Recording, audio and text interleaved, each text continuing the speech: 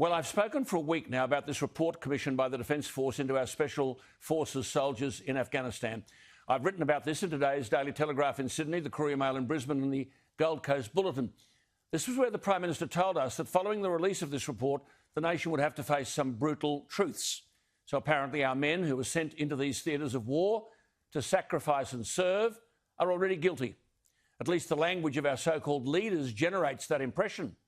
But didn't I tell you the upper echelons of the defence bureaucracy would run for cover?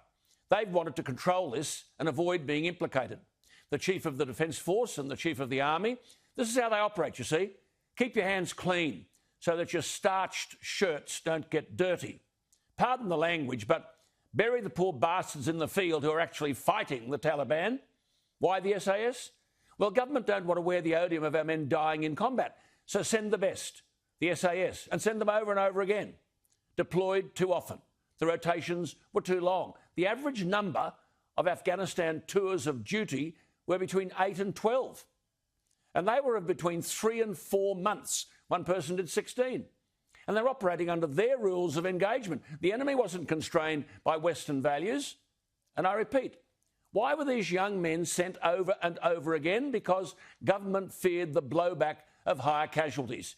Did the Defence Force bureaucrats, the hierarchy, in their air-conditioned offices, protest on behalf of their men at the impossible burden of going back into Afghanistan again and again? If there was crook behaviour, and that's what this report is about, what created the conditions that led to this alleged behaviour? As one soldier said, and I quote, "I'm very concerned that this investigation will do nothing more than provide an opening for military-hating leftists to impose their radical agendas on the SAS." Well, culture comes from the top, the very top. Professor David Flint had it right when he said to me earlier this week about all this huffing and puffing, quote, "Just as well such an approach didn't apply in the Second World War, otherwise the rising sun would be flying over Canberra today." I note the Brereton report says the commanders had no knowledge of what is being alleged, but it, quote, "does not relieve commanders of all responsibility."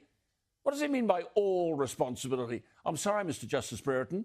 As signatories to the Geneva Convention, Australia has adopted the Yamashita Standard, which asserts, and I quote, "the highest ranking officer is accountable for and should be prosecuted and convicted of the crimes of every officer and soldier under his command."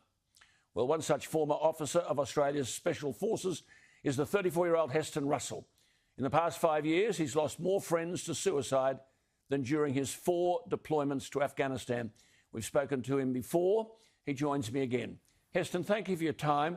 What do these headlines today do to men you know, war crimes, SAS, 39 alleged murders? What do they do to the morale of people who serve and may sacrifice? Well, good evening, Alan. Thank you so much for having me back on. Today it was a very long-awaited announcement by the Chief of the Defence Force, and I commend him on finally coming forward to acknowledge the exemplary service of over 3,000 Special Operations personnel during the period.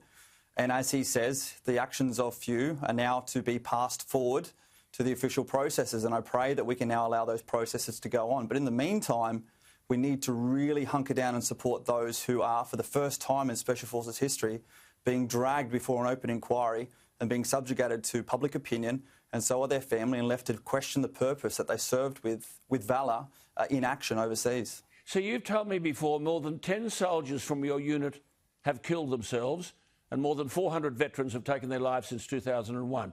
You were a leader in the Army and responsible for your team. No one's named here. How do you know it's not you?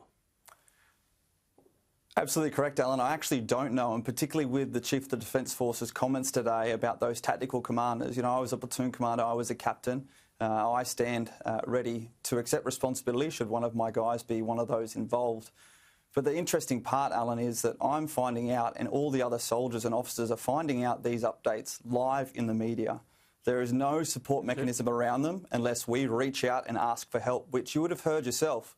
The Chief of the Defence Force said that part of the systemic problem with the Special Forces culture was the units were overworked, given too much responsibility, pulled in too many different directions, and instead of reaching up and saying that they were working too hard, which we never would because we love the job, they were failing and cut corners on governance and reporting. So he's now implemented proactive programs to reach in and change that, yet we have not implemented a proactive mental health program to support those. We still require those individuals who are overworked, too proud or too worried to reach out or unsure for the first time that they are actually suffering to still reach out and ask for help. And that's why we've lost more than 10 times we did during combat.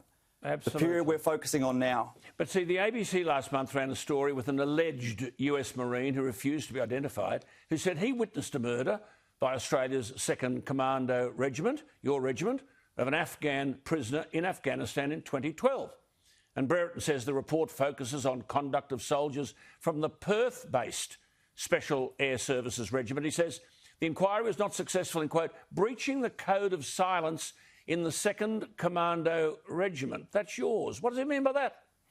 The cone of silence, Alan, and unfortunately a lot of this inquiry has been conducted by Justice Brereton, who doesn't have the on-the-ground experience, whereby this cone of silence is there that protects us, that keeps our families protected with our protected identity status as we have conducted missions, many more missions and many more operations around the world outside of Afghanistan that no one yet knows about and might not never know about. And that cone of silence protects us and keeps us safe and keeps our families safe. Sorry. Right, look, this is unbelievable. I mean, the commanders of Australia's Middle East, Brereton says in the report, the commander of Australia's Middle East operations, who included the Chief of the Defence Force, Angus Campbell, who's been all over the television today, from 2011-2012, were not accountable because they didn't have, quote, a sufficient degree of command and control to attract the principles of command responsibility. This is not what the Yamashita Standard says. I mean, General Yamashita was hanged in 1946 for crimes committed by his forces in the defence of the Philippines. He was not accused of personally committing any crime, nor could it be proven that he knew of the atrocities committed. But nonetheless, he was court-martialed for, quote, failing in his duty as the commander of the Japanese forces. And the US Supreme Court upheld that decision and said, quote, a commander can be held accountable for crimes committed by his troops, even if he did not order them, didn't know about them, or didn't have the means to stop them. It seems that this report is at pains to exonerate the commanders.